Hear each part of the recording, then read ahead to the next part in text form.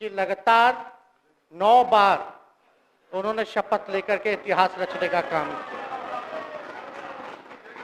और 9 बार तो लिया ही महोदय, लेकिन एक ही टर्म में 3-3 बार लिया, ऐसा अद्भुत नजारा हम लोगों ने नहीं देखा। माननीय दोनों सम्राट चौधरी जी डिप्टी सीएम बने, बड़ी खुशी है कि ये डिप्टी सीएम बने। इनका बयान हमने देखा कि भाजपा जो है इनकी मां, भाजपा पार्टी जो है मां, लेकिन हम तो कहना चाहते हैं आरजेडी ना आपकी मां हुई ओरिजिनल। तो आप तो पहले हमारे दल में ही थे। अच्छा चलिए ठीक है, चलिए कोई बात नहीं, आप अस्वीकार कीजिए, लेकिन जनता तो इस बात को जानती है। हमें खुशी है कि साथ में दो डिप्टी सीएम बने और विजय सिन्हा जी भी डिप्टी सीएम बने, स्पीकर पद पे भी रह लिए, नेता विरोधी दल भी रह लिए और डिप्टी सीएम भी रह लिए। इन्होंने भी इतिहास रच दिया, एक टर्म में 3-3 पद इन्होंने भी पा लिया। तो ये आप सोचे थे कि नहीं विजय बाबू? अरे आपके दिमाग में आया था कि आप एक टर्म में स्पीकर भी, डिप्टी सीएम भी और नेता विरोधी दल भी आप बन गए। तो इसके लिए आप तीनों लोगों को विशेष तौर पे हम बधाई देना चाहते हैं। माननीय मुख्यमंत्री जी हमारे लिए आदरणीय थे, हैं और हमेशा रहेंगे। हम इनकी इज्जत हमेशा करते आए हैं और करते रहेंगे। और हम तो कई बार इनके नेतृत्व में काम करने का मौका मिला और हम लोगों ने काम किया मिलकर के, इसमें कोई दो राय नहीं। आगे हम सारी बात को भी हम अपने आप लोगों के समक्ष जो है रखने का काम करेंगे। अब कई बार माननीय मुख्यमंत्री जी जो हैं इस बात को बोलते रहे हैं कि तुम मेरा बेटा जैसा हो, कई बार बोलते हैं और हम भी अपना मानते हैं, अपने गार्जियन मानते हैं। और आप लोग भगवान राम की चर्चा करते हैं, हम आप सबके मन में तो राम है ही, शांति शांति, लेकिन एक बात समझना पड़ेगा, हम तो नीतीश जी को एक दशरथ जो पिता है उनके रूप में वैसा गार्जियन मानते हैं कि भाई कई बार जो है इन्होंने कई बार आप लोगों के सामने भी बोला आप तो यही करेगा, यही आगे बढ़ेगा। तो चलिए नौजवान लोग ना आगे बढ़ेगा, आगे काम करेगा, लेकिन कई बार मजबूरियां रही होंगी इनकी, जैसे दशरथ की मजबूरी थी, राजा दशरथ की, कि राम को जो है वनवास जो है भेज दिया गया। लेकिन उस बात को हम मानते हैं कि हम वनवास नहीं आए हैं, बल्कि हमको इन्होंने भेजा है जनता के बीच उनके सुख और दुख के भागीदार बनने के। पहले बार ही अपने से दूर किए, वो भी क्या मजबूरियां रही हमको नहीं पता, ना आपको पता, किसी को नहीं पता क्या मजबूरियां रही। लेकिन इन्होंने जब पहली बार जब दूर किया तो एक ही बात निकल के आया। क्या बात निकल के आया कि आप जो है एक्सप्लेन कर दीजिए, आपके ऊपर जो है मुकदमा है, केस है। जब दोबारा जब इन्होंने अपनाने का काम किया तो इन्होंने कहा कि सब बीजेपी वाला सब फंसाने का काम करता है, ईडी और सीबीआई लगा देने का काम करता है। देखिए हम तो आपको इज्जत देते हैं और आगे भी देते रहेंगे, लेकिन ये बात समझना पड़ेगा। और बिहार की जनता ये जानना चाहती है कि आखिर ऐसा क्या कारण है कि आप कभी इधर रहते हैं, कभी उधर रहते हैं। ये तो सब लोग जानना चाहता है, सब लोग की इच्छा है। आखिर क्या ऐसा हो गया कि आपको ये निर्णय लेना पड़ा? 2020 का हम लोग चुनाव जीत करके आए, मात्र बेईमानी के बाद 12,000 का डिफरेंस था पूरे महागठबंधन और एनडीए में? आप क्यों छोड़ के आए? आपने यही बोला था ना कि हम एनडीए इसीलिए छोड़ रहे हैं क्योंकि हमारे पार्टी को तोड़ा जा रहा है, हमारे विधायकों को प्रलोभन दिया जा रहा है। और आपने ये कहा था मर जाएंगे मिट जाएंगी, तो आप कहते ही रहते हैं, हमेशा लगातार ही कहते रहते हैं। उस पे हम नहीं जाएंगे, लेकिन आपने तो ये कहा था कि भाई हम लोगों का एक ही लक्ष्य है, न प्रधानमंत्री बनना है न किसी को मुख्यमंत्री बनना है, देश भर के विपक्षों को गोल बंद करके जो तानाशाह है उसको दोबारा नहीं आने देना है, इसीलिए ना आ पाए थे। और आप जब गवर्नर हाउस गए महोदय, मुख्यमंत्री जी, जब आप बाहर आए तो आपने बोला कि आपका मन नहीं लग रहा था। आपने ये बोला कि मन नहीं लग रहा था। मन नहीं लगेगा तो हम लोग नाचने गाने के लिए थोड़ी है, आपका मन लगाने के लिए। हम तो आपका साथ ना देने के लिए थे कि जो काम आप बोलते थे असंभव है उसको हम लोगों ने मुमकिन करके दिखाने का काम किया। हमको दुख इस बात का नहीं है कि हम लोग विपक्ष में आ गए, हमको तो खुशी है कि उन 17 महीनों में जो देश में किसी सरकार ने नहीं किया उसको हमारी महागठबंधन सरकार ने करने का काम किया। आप बताइए, आपको याद होगा जब आप बीजेपी को धोखा देना चाह रहे थे, हम तो नहीं आना, आपके साथ आना चाहते थे। ये बात हम आपको कहे भी थे कि हम तो नहीं आना चाहते हैं मुख्यमंत्री जी, लेकिन देश भर के सभी नेताओं का दबाव है कि भाई एक बार 2024 के चुनाव में हम लोग एकजुट हो जाएं और एकजुट होकर के मोदी जी को हराने का काम करें। तब हमने क्या कहा था मुख्यमंत्री जी, याद है? विजय जी हैं, आप भी सामने हैं। हम कहते मुख्यमंत्री जी हम सरकार में नहीं आएंगे, हम बाहर रह करके आपको समर्थन देंगे और आपके सरकार को कोई खतरा नहीं होगा, आप चलाइए सरकार, निफिक्र होकर के चलाइए, क्योंकि हम लोगों का भी लक्ष्य है कि भाजपा को देश से भगाने का काम करे। उस सांप्रदायिक शक्तियों को, जो विचारधारा है, जो समाज में जहर बोने का काम करती है, उसको हम लोग भगाने का काम करें। इसीलिए ना हम लोग एक साथ आए थे, और तो कोई कारण नहीं था। अब हम को बताना हम नहीं चाहते हैं कि दशरथ तो नहीं चाहते थे राम वनवास जाए, लेकिन कैकेयी जरूर चाहती थी कि राम जो है वनवास चले जाएं। मुख्यमंत्री जी, आप हमको बेटा कहे हैं, हम चाहते हैं कि आप लंबी उम्र रहिए और जो सिलसिला आपने चलाया था उसको जरूर आगे चलाइए, उसमें हमारा समर्थन रहेगा। रोजगार बांटिए, नौकरी बांटिए, जो गांधी मैदान से आपने ऐलान किया था।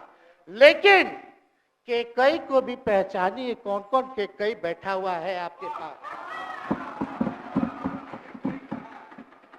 सम्राट चौधरी जी पगड़ी पहनते, फालतू अगर आप पहनते हैं, उतारने का बात करते हैं। ये सब करो, फिल्म का शूटिंग चल रहा है महोदय, अब बांध लिए पगड़ी, चलो आओ मैदान में, अब खोलिएगा। अरे हम कोई गलत बात नहीं है, सुन लो यार, नवीन जी सुनिए ना, पथ निर्माण मिल जाए, बहुत कृपा होगी, आप आगे काम कीजिएगा, बैठिए ना। बढ़ जाइए, बोलो, बढ़ जाइए, बोलने दीजिए। तो उपाध्यक्ष महोदय बोलने दीजिए, बैठिए, आप लोग शांति से बैठिए। आप जब बोलिएगा इधर से नहीं कोई बोलेगा, आप शांति से बनाए रखिए। हमें विश्वास है कि हमारे एक और चाचा विजेंद्र जी बैठे हैं यहाँ, हमको जरूर लगता कि इन्होंने जरूर सलाह दी होगी सम्राट चौधरी जी को पगड़ी उतार लो। दिए कि नहीं दिए? आप तो हमको सलाह देते थे, हमको पता है आपके मन में भी पीड़ा है, दर्द है, लेकिन आप एकदम अपने नेता के साथ जो निर्णय है उसी में लेते हैं। लेकिन नेता तो निर्णय लेते हैं, साथ देना चाहिए, लेकिन कभी कोई सलाह और एक स्टैंड भी लेना चाहिए कि कोई गलत निर्णय ना हो। इससे नेता का ही नुकसान होगा, इससे नेता का ही नुकसान होगा। तो इस बात की तो हमको चिंता रहेगी। अभी सम्राट चौधरी जी क्या क्या बोलते थे उस पर हम नहीं जाना चाहेंगे, लेकिन सम्राट चौधरी जी के पिता भी हमारे दल में रहे हैं और उनका शब्द मुख्यमंत्री जी के लिए क्या क्या रहा है वो हम यहाँ नहीं बताना चाहते। आपके भी दिल में है, आपके भी कान में है, आप लोगों के भी होश में है।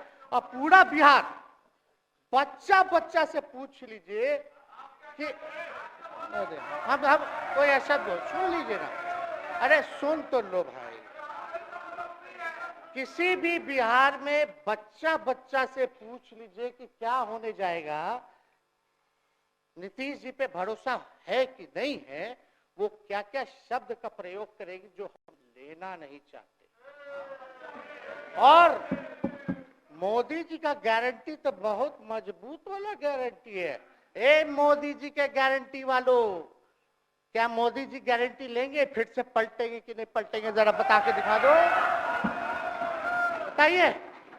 मोदी जी के गारंटी वालों बताओ, बताइए पलटेंगे कि नहीं पलटेंगे मोदी जी का गारंटी। खैर हमको इसकी चिंता नहीं है। विजय सम्राट चौधरी जी, विजय सिन्हा जी जब जहां चेयर पे थे, व्याकुल मत होइए, खूब जोड़ी है आप लोगों का, कमाल का, लगे रहिए। लेकिन आप लोग तो क्या क्या बोलते थे, अब उस पर तो हमको बताने का जरूरत नहीं है, सब लोग जानते हैं। एक ही बतवा क्या दोबारा तिवारा जो है रटा जाए, कहा जाए, इसका कोई मतलब नहीं। लेकिन एक बात समझ लीजिए कि नीतीश कुमार जी आदरणीय हैं, कम से कम एक बार बता तो देते कि हम नहीं रहना चाहते जा रहे। इस बार तो आपने कुछ कहा भी नहीं।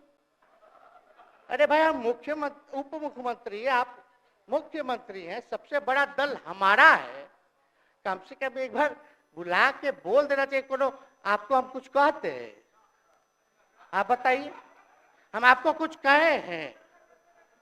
कितना अच्छा हम लोग बातचीत करते थे, हर चीज करते थे। लेकिन अब चलिए ठीक है, अच्छे पल को तो हम जिंदगी भर याद करेंगे, सुजो को रखेंगे, उसमें हमारे मन में कोई खोट नहीं है। और हम लोग एकदम मजबूती के साथ खूंटा गाड़ के खड़े हैं कि आपने जो संकल्प, महोदय मुख्यमंत्री जी, आज तो आपसे हम कह ही सकते हैं ना, आप तो बुलाए नहीं, खुद ही चले गए गवर्नर हाउस, लेकिन आज हम इतना तो आपसे कह सकते हैं ना, इतना बात तो कह सकते थे कि आप बुला लेते, हम लोग बात कर लेते। नहीं है ठीक है, तो उसका भी व्यवस्था कर देते। अगर हमारे सरकार से, हमारे मंत्रियों से दिक्कत है तो फिर से बाहर से समर्थन दे देते और कोई माई का लाल हिला देता उस सरकार को। ये कोई पहली बार नहीं है मुख्यमंत्री जी जो आप लोगों के साथ हम लड़ रहे हैं अकेले। हमारे साथ कांग्रेस है, माले है, महागठबंधन हम लोगों ने बनाया था 2020 में, और 20 में तो क्या रिजल्ट हुआ था उसी का ना पीड़ा आज मुख्यमंत्री जी का कि तीसरी नंबर का पार्टी हो गए। और चर्चा तो बाजार में ये भी चल रहा है। आप मुख्यमंत्री जी एक और पूरी बिहार की जनता मीडिया के साथ ही है। अरे कब्जा छुड़वाने चले थे, अब तो खुद ही कब्जा इन पे हो गया। अब देख लीजिए। लेकिन